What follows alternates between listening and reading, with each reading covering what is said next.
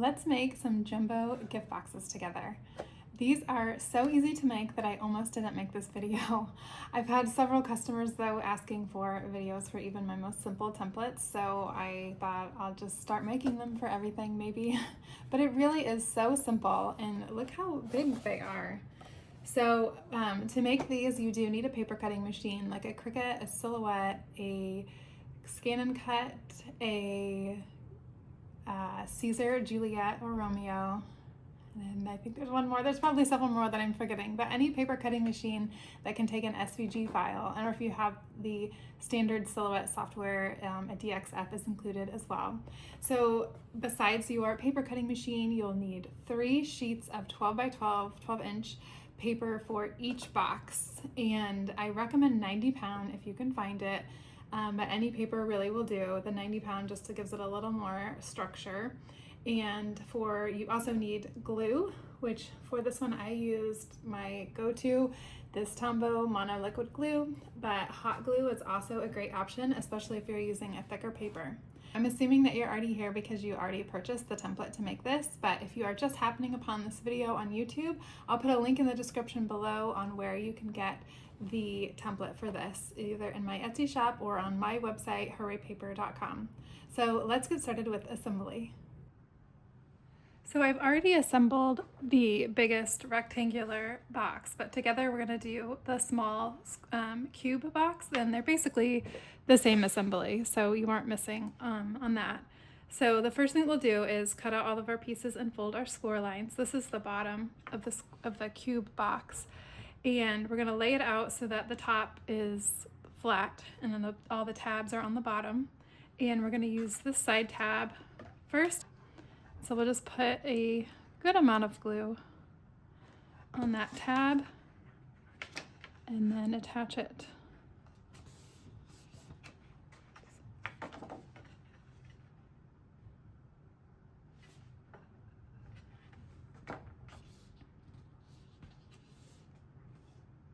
You'll want to let this sit for, 30 seconds to a minute, just to make sure that it is dry before you move on to the next step. So, which is folding this part over, and then we'll glue this tab. And then just fold this on top of it.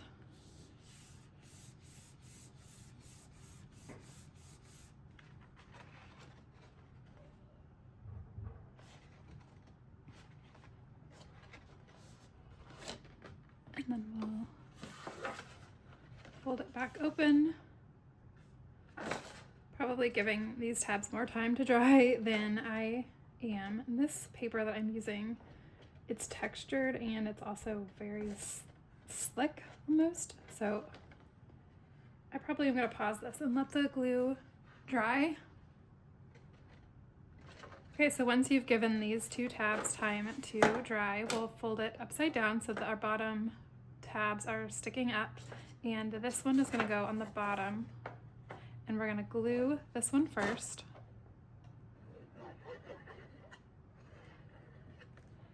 And then we'll glue these 2 as well. Don't attach them just yet, but you want glue under here so that those can attach to that. It makes the box a little bit stronger. Okay, and then we'll just fold these down, and then this one on top.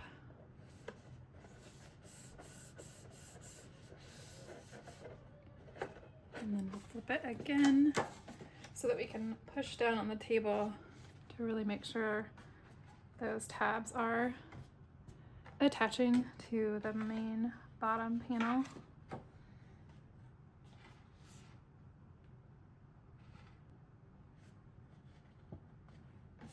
Okay, and then that's your bottom box. So then we will do our topper here, or our lid, I guess. So we're going to glue these 4 tabs and just attach them to the side next to them. Just like that, and just make sure that these are aligning. Like the edge of this piece is aligning with the crease of that one. Just hold it there for a second, or I like to use these clothespins Ooh. This paper just really is not easy to work with. Okay, so I'm gonna put that there so that it stays in place and doesn't move while I'm messing with the rest of the paper.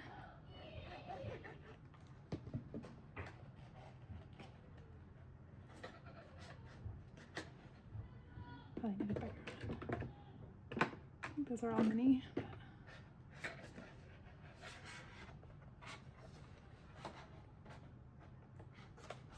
That's good. Okay. Then we'll move to the third one.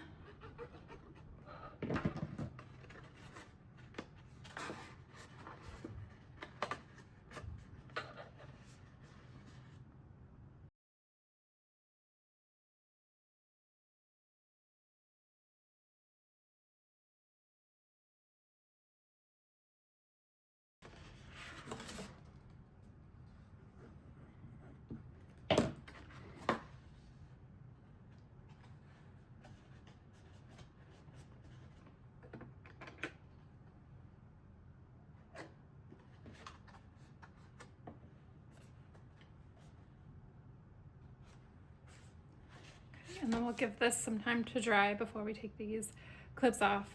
Usually this glue holds really well. This paper just has the texture, and then it's also has some kind of coating too that makes it a little more difficult. So I'm gonna pause this video and let this sit for probably like 2 minutes or so. Okay, I've given this a good amount of time, so we'll take off our clothespins. And then we will put our lid on top of the bottom piece. Whoop.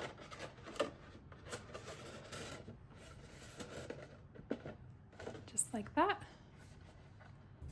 Pretty easy, right? If you have any questions, feel free to leave them in the comments below. And don't forget that you can scale them down to make cute little miniature versions, which are also great for gift giving as well. Make sure to subscribe to my channel for more fun paper crafting tutorials, and I hope to see you in the next one. Thanks so much for watching.